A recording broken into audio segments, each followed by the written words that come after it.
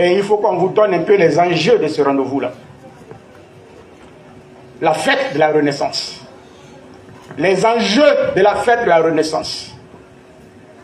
Gbagbo Laurent et ses camarades, en créant le Front populaire ivoirien, étaient dans un contexte de partis uniques, donc des pensées uniques. Gbagbo et ses camarades se sont battus dans la clandestinité, se sont battus contre l'appareil dominant à l'époque, comme le système politique dominant à l'époque. Sur leur chemin de combat, beaucoup de morts, beaucoup de handicapés, beaucoup jetés de leur famille, beaucoup renvoyés de leur travail. Mais les Gbagbo sont restés focus sur leur objectif. Ils sont restés focus sur leur combat. Et puis, ce combat-là, en 1990, a abouti au multipartisme. Le combat de Gbagbo Laurent et ses amis a abouti au multipartisme, permettant à la Côte d'Ivoire d'avoir désormais plusieurs partis politiques, et les Ivoiriens pouvaient maintenant adhérer dans le parti de leur choix. Les Ivoiriens pouvaient maintenant adhérer dans le parti de leur choix. Et pour célébrer cela, Gbagbo Laurent et ses camarades ont institué ce qu'ils ont appelé la fête de la liberté. La fête de la liberté, c'était la victoire de la pensée plurielle sur la pensée unique. C'était la victoire de la pensée plurielle sur la pensée unique. Avec cette pensée plurielle, nous avons la liberté d'expression. C'est grâce à Gbagbo.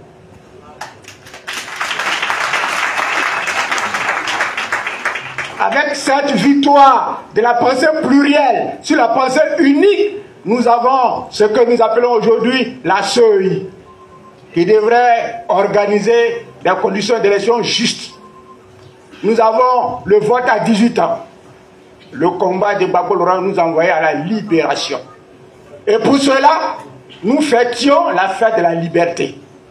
Vous avez fait tous la fête de la liberté? Oui. La fête de la liberté, la dernière date était à Djokoué, où RFI a annoncé 1 500 000 de personnes pro-Gbagbo réunies à Djokoué. On était fiers. C'était une fête riche en couleurs. Quand le président est revenu et qu'on a créé le PPACI, on a conceptualisé une autre fête. Pourquoi? Parce que ceux qui ont envoyé Gbagbo à la CPI, là, ils avaient arrêté que Gbagbo ne reviendrait plus. Ceux qui ont envoyé Gbagbo à la CPI, là, pour eux, ça n'était fini pour Gbagbo Laurent. Pour eux, Gbagbo ne reviendra plus en Côte d'Ivoire. Et si même il devrait par hasard revenir, il allait revenir dans un cercueil. Et vous, on vous disait, vous là, vous perdez votre temps. Parce que le temps de Gbagbo est passé. Vous là, pourquoi vous restez accroché à quelqu'un qui ne reviendra plus? On vous a nargué. On vous a dit, vous là, tournez la page de Gbagbo Laurent. Parce que c'est fini pour Gbagbo Laurent. On vous a dit, vous là, cherchez d'autres leaders. Parce que Gbagbo là, vous perdez votre temps. On vous a dit ça. Et puis on a vu beaucoup d'entre vous pleurer. On a vu beaucoup d'entre vous maigrir.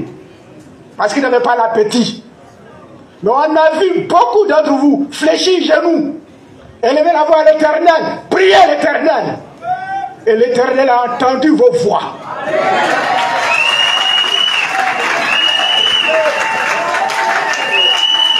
Et l'Éternel Dieu a entendu vos voix. Et l'Éternel vous a exaucé. Grâce à vos prières, grâce à vos prières, grâce à vos jeûnes, grâce à vos sacrifices personnels, Dieu, qui est Dieu, a accompli le miracle et il a favorisé le retour de Gbagbo Laurent. Gbagbo est là, vivant. Gbagbo est là, en bonne santé, moralement, en bonne santé, psychologiquement, en bonne santé, physiquement. Gbagbo est là et il se porte bien. Ce Gbagbo qu'on a voulu voir mort, il est parmi les vivants, lui-même vivant. Pour célébrer la vie, parce qu'à la CPI, c'est la tombe. À la CPI, c'est la tombe. À la CPI, c'est une autre forme de mort. Gbagbo est ressuscité de la tombe. Gbagbo est revenu du tombeau. On ne cherche plus Gbagbo Laurent dans le tombeau, parmi les morts. On le cherche maintenant parmi les vivants, avec les vivants, au milieu des vivants. De la tombe à la vie, de la mort à la vie, ça se fête. Nous partons à Dabou pour fêter la victoire, le triomphe de la vie sur la mort.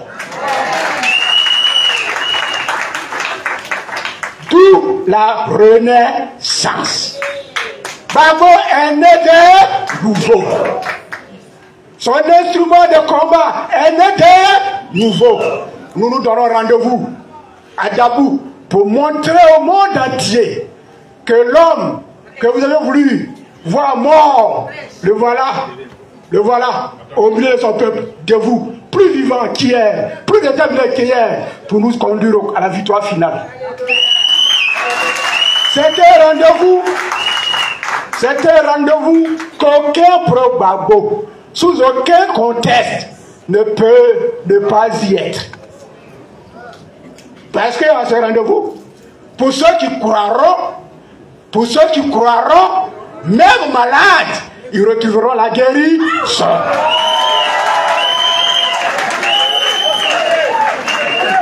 Parce qu'à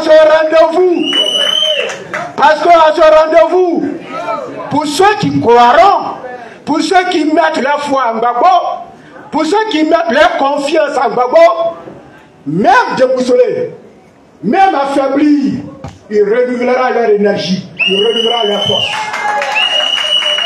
Nous allons donc à Dabou pour renouveler nos forces, mais surtout pour célébrer la victoire de la vie sur la mort. Gbagbo est vivant.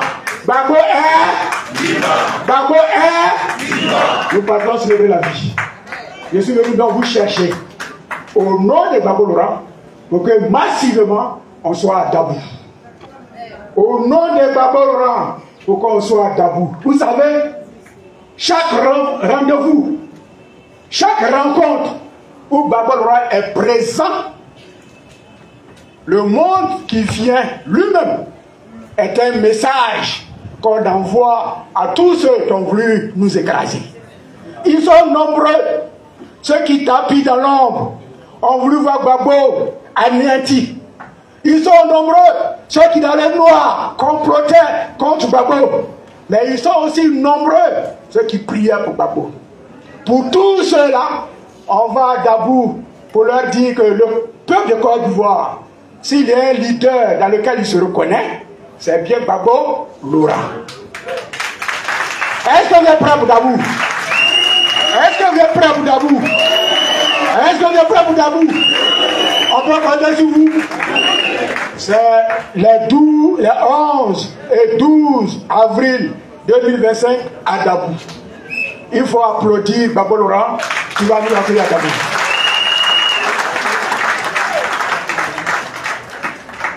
Quand j'ai fini de dire ça, je vais vous dire avec un air très sérieux que notre pays est malade, agonisant. Parce que malheureusement, par la contrainte des armes, des conquérants plutôt que de plus, ont conquis notre pays et ils ne savent pas quoi en faire. Les gens ont pris les armes Ils ont massacré à Danané, à Man, à Diokoué. Ils ont pris les armes. Ils ont massacré à Korogo, à Odiéné, à Katiola. Ils ont pris les armes. Ils ont massacré à Bondoukou, à Bambrou, à Boisseau, à Yopougon, à Bakori. Ils ont massacré la population ivoirienne, rien que pour le pouvoir. Et puis, ils ont pris le pouvoir. Et puis, ils ont pris le pouvoir. Et dans l'exercice du pouvoir, ils se rendent compte que ce n'est pas tous ceux qui sont au pouvoir qui connaissent les secrets du pouvoir. Et la Côte d'Ivoire, chaque jour, se dégrade. Et il y a un ami qui est venu me voir, il dit, quoi, la Côte d'Ivoire est malade, hein? Rien à seuil. Rien à seuil. Et c'est un ami burkinabé. Il dit, mais votre seuil fait honte. Et puis lui-même, il décrit toutes les anomalies que la seuil entretient à la seuil. Anomalie sur la liste électorale. Parce que sur la liste électorale, Steve ne peut pas aller en profondeur, mais il y a des électeurs là, ils sont plus âgés que leur maman. Sur la liste électorale, il y a des électeurs qui sont plus âgés que leur maman.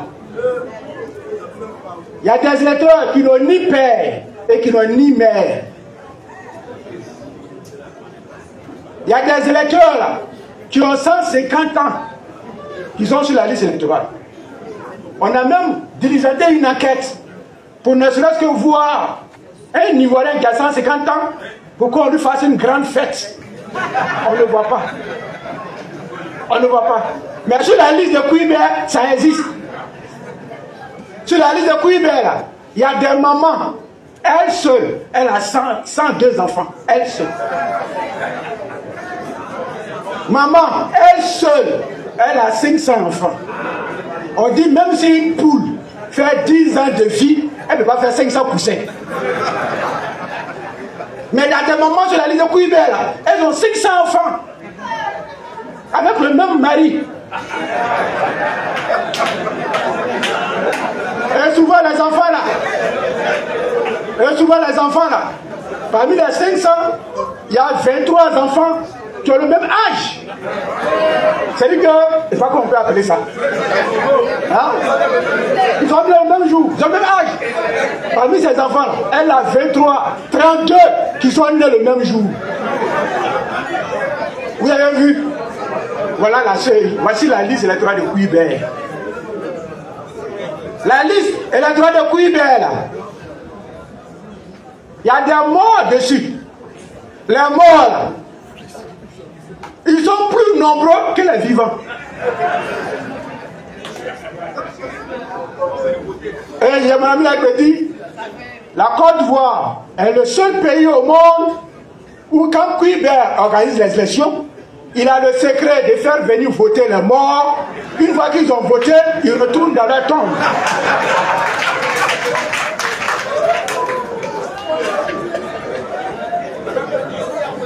Sur la liste électorale de Kouibert, maman, il y a des étrangers. Ils sont beaucoup, les étrangers. Il y a trop d'étrangers. Moi-même, j'ai vu des Mauritaniens avec la carte d'identité nationale inscrits sur la liste électorale. J'en ai vu. Des Mauritaniens. Et quand je lui ai demandé, mais comment toi tu as fait pour faire la carte d'identité? Il dit, mais on donne ça là-bas. Et il m'a montré où on donne la carte d'identité nationale. Ça, c'est la liste de Kouibert. Mais ce qui choque la conscience des Ivoiriens, s'il vous plaît, ce qui choque la conscience des Ivoiriens, c'est que sur la liste électorale de Kouibert, l'ancien président de Burkina Faso, Blaise Compaoré, il est dessus, il est votant, il est électeur, il est peut-être même éligible.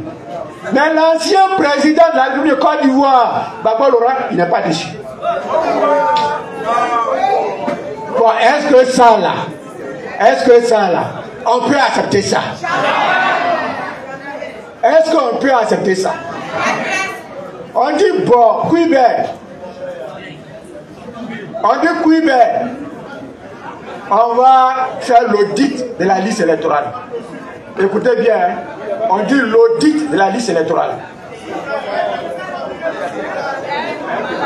On va faire l'audit de la liste électorale. Suivant. Ouais, il a fait sortir.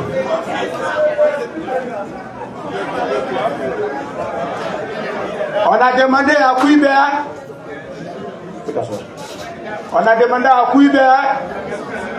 On va faire l'audit de la liste électorale. Vous savez ce que ça veut dire? Ça veut dire que un audit indépendant, hein, ça veut dire qu'on va envoyer des gens indépendants, des gens, des auditeurs qui ont la compétence et la technicité de fouiller sur la liste électorale et de nous dire voici les erreurs, les anomalies sur la liste électorale, quitte à nous de les corriger pour que notre liste là soit une liste fiable et surtout qu'elle soit une liste consensuelle. Consensuelle, c'est-à-dire que le PPACI est d'accord, le PLCI est d'accord, le FPI est d'accord, et le RHDP est d'accord. Mais pour demander, Kouibé dit pas d'audit. Parce qu'en réalité, il confond l'audit de sa gestion en tant que président de la CEI. Or, nous ne parlons pas de ça. Nous ne disons pas, Kouibé, tu as reçu combien depuis que tu as été nommé à la tête de cette institution? Qu'est-ce que tu en as fait? Où est passé telle dépense? Où sont les preuves de telle dépense? On ne vient pas auditer la gestion de Kouibé. On n'est pas encore là. On veut simplement qu'on audite la liste électorale. Pour que cette liste-là, elle ne conduit pas la Côte d'Ivoire au chaos.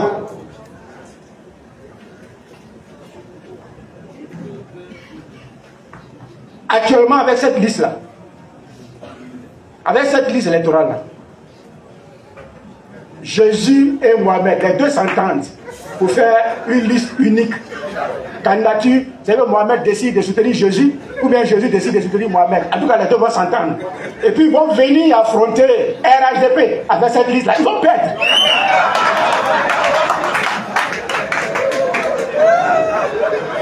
Jésus va dire à Mohamed, prends telle partie de la Côte d'Ivoire. Moi, Mohamed, viens prendre telle partie de la Côte d'Ivoire. Jésus va prendre telle partie de la Côte d'Ivoire. Ils vont battre campagne. Ils n'auront pas 5%. Parce que cette liste-là, elle a été conçue pour garantir la victoire du RHDP à toutes les élections, quelles qu'elles soient. Si un naïf se permet d'aller à des élections avec le RHDP, avec cette liste, ça risque péril. Si quelqu'un dans l'opposition ivoirienne décide d'aller affronter le RHDP avec cette liste-là, c'est un traître à la nation. C'est un traître à la patrie.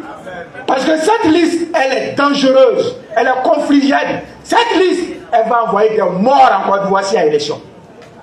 Et Kouibé, il ne prépare pas les élections.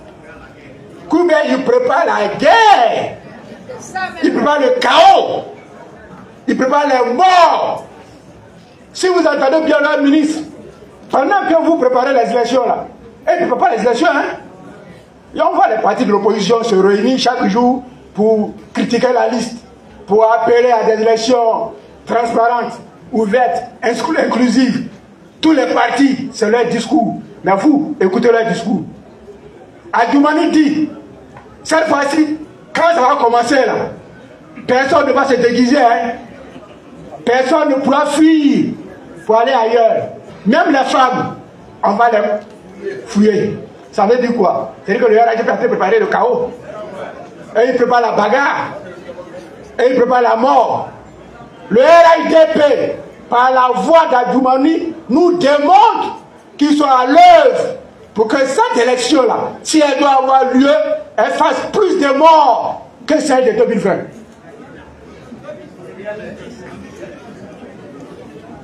Et c'est Adjoumani qui nous le dit. C'est une série à la disposition exclusive du RHDP. C'est une série au service exclusif du RHDP. C'est une série pour le RHDP. C'est une série du RHDP. Si on a compris ça, on doit prendre les dispositions pour que ça change. Si nous critiquons là, on a trop critiqué.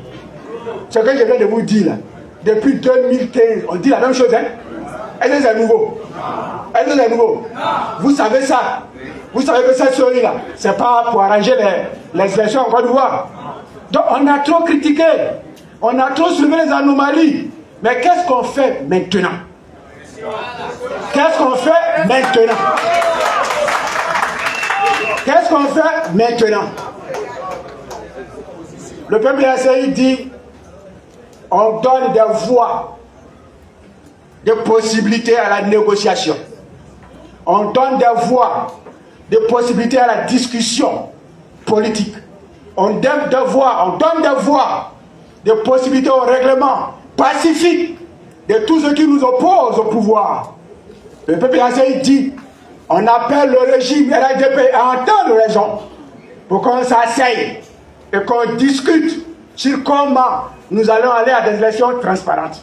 Mais le PPACI n'est pas faible. Et le PPACI ne peut pas être faible.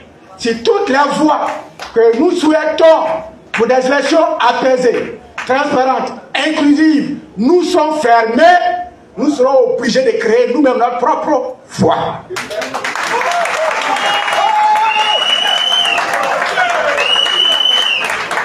Nous sommes un parti démocrate. C'est pourquoi nous sommes attachés aux élections.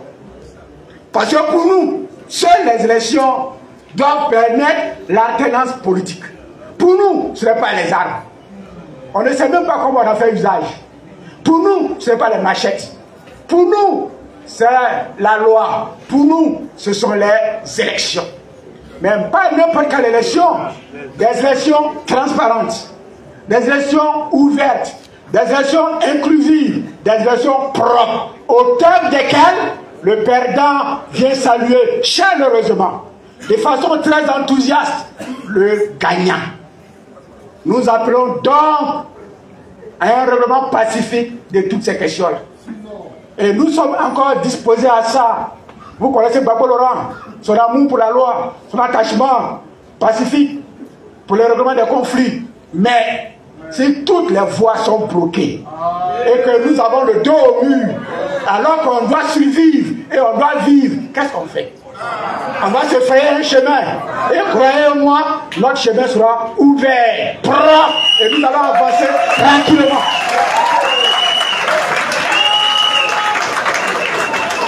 Et nous allons avancer tranquillement. Et nous allons avancer sereinement. S'ils m'attendent, qu'ils m'écoutent bien. Nous sommes disposés à un règlement pacifique. Nous sommes disposés au dialogue. Nous sommes disposés à la discussion pour qu'on corrige toutes les anomalies dans la CEI. Parce que sur la liste électorale, il y a 6 millions sur 8 millions d'électeurs qui n'ont ni père, ni mère, ni village, ni quartier, et qui sont plus âgés que leur maman. Et dans les moments, on se croit que il y a tellement d'anomalies que le PPACI est disposé à corriger avant qu'on aille à la compétition électorale. Et je crois qu'il y a d'autres partis politiques, le PPACI également est disposé à ça, le FPI, même le FGC, même le COJA, tous les partis de l'opposition sont disposés à un règlement pacifique, à un dialogue politique pour régler toutes les anomalies sur la liste électorale. Mais si ceux qui doivent convoquer ces rencontres, ce dialogue politique restent sourds et qui nous poussent jusqu'à notre dernier retranchement, nous serons obligés de nous frayer un chemin. Quelle sera la nature du chemin? Je n'en sais pas. Mais il va falloir qu'on vive.